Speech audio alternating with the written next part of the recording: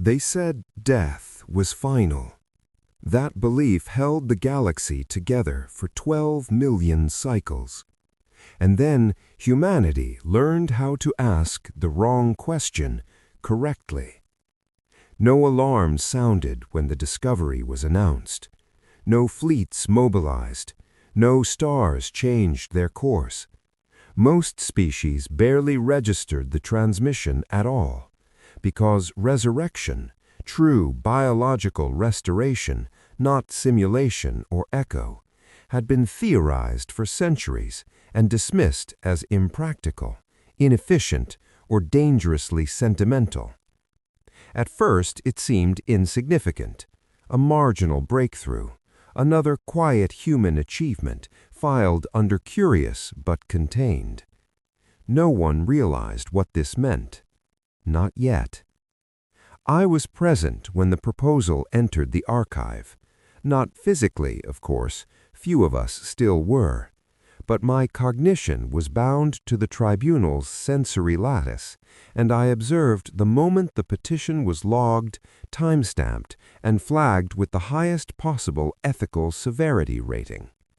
The words alone caused a measurable hesitation in the system. That should have been our first warning. The creature in question had been dead for over 30,000 standard cycles.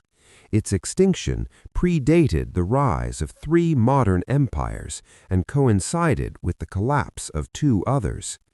Entire civilizations had evolved, flourished, and vanished in the absence of its shadow. The galaxy had survived by forgetting it. The humans, however, had found its bones.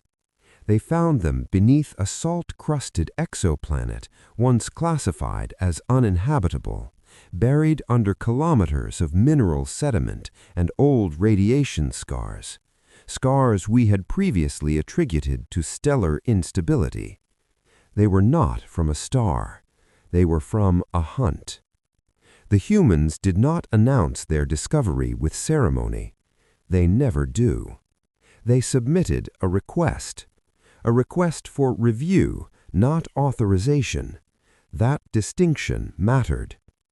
The archive cross-referenced their proposal against every known precedent.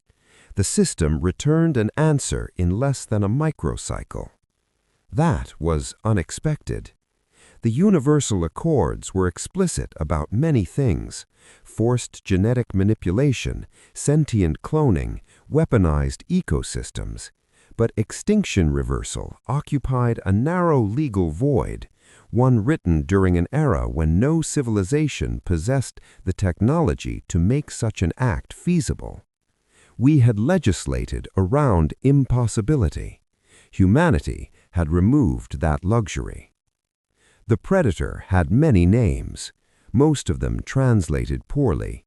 In my species' oldest records, it was called the devourer of thresholds, a reference not to what it ate, but where it appeared: borders, edges, transitional zones between controlled space and wilderness.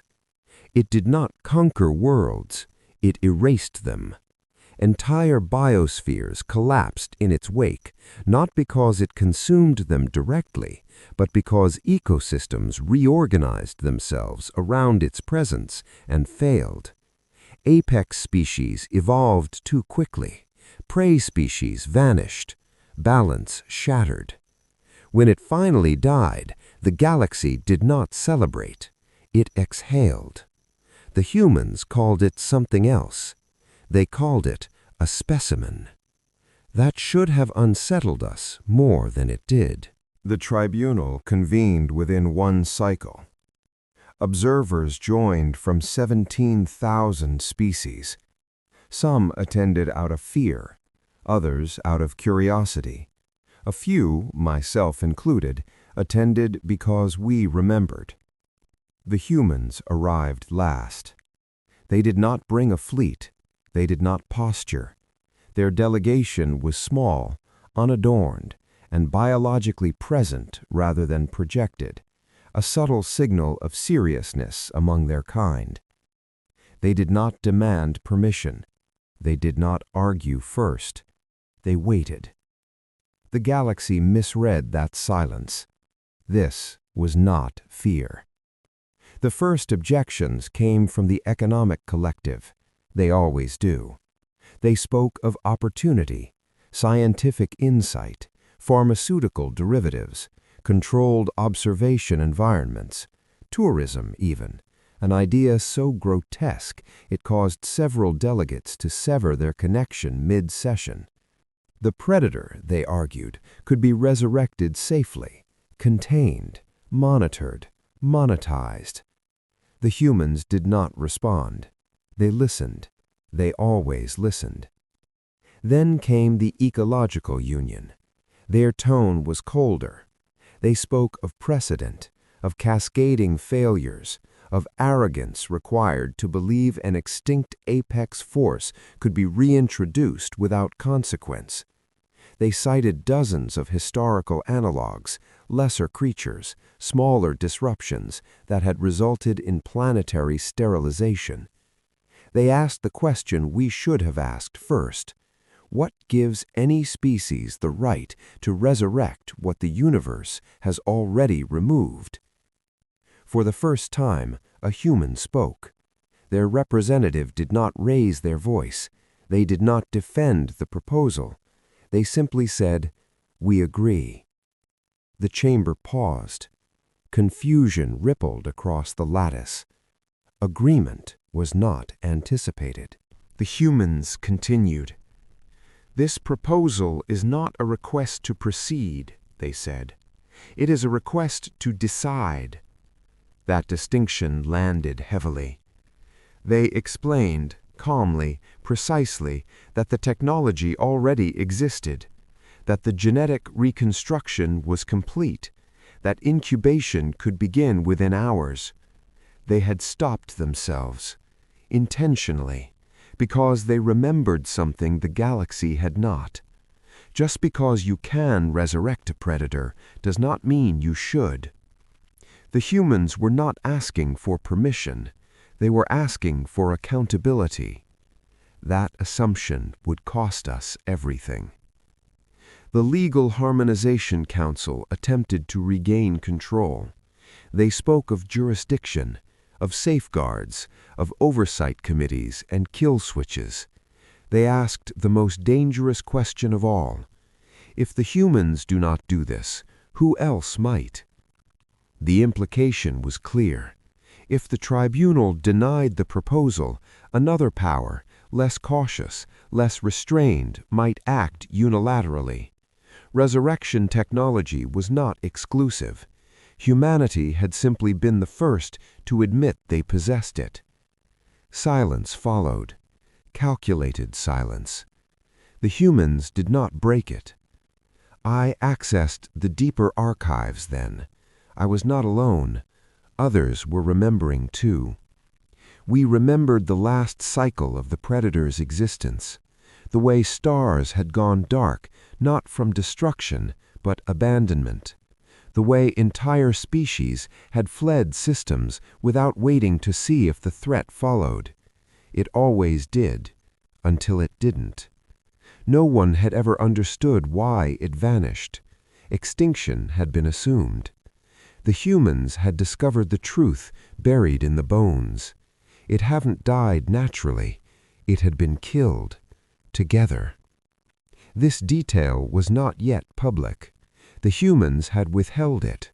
They were waiting to see if the galaxy would ask the right questions or the wrong ones. The tribunal did neither. Instead, a motion was introduced, a compromise, limited resurrection, partial genome activation, enough to study behavior, not enough to restore full capability, a controlled mistake. The vote passed by a narrow margin. The humans did not object. They simply recorded the decision. And that, in retrospect, was when the galaxy lost control of the narrative. As the session adjourned, one human remained connected. They addressed the archive directly. "If this creature returns," they said, It will not be because of ambition. They paused. It will be because the galaxy chose curiosity over caution. Then they disconnected. The silence that followed was heavier than any declaration of war, because for the first time since the Accords were written, humanity had done something unprecedented. They had warned us. Incubation began 3 hours later. The containment world was prepared, fail-safes armed, observers reassured. The galaxy believed it was in control. The humans did not attend the awakening. No one realized what that meant, not until the first biometric reading appeared, not until the system flagged an anomaly, not until the predator's neural activity spiked in a pattern that had not existed in the original records. Recognition. This was not instinct. This was memory. And the humans had been right to hesitate.